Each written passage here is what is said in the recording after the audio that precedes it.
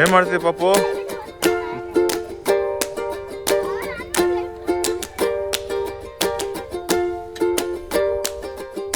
ಬೇಗ ಕಾಲು ಮುಚ್ಕೊಳ್ಳಿ. ಮಣ್ಣು ಹಾಕ್ಲಾ ಸ್ವಲ್ಪ? ಮಣ್ಣ ಇದು ಮರಳ ಇದು. ಮಳೆ ಬಂತು. ಯಾಕೆ ತರಿಸ್ತಿರೋದು ಮಳೆನ?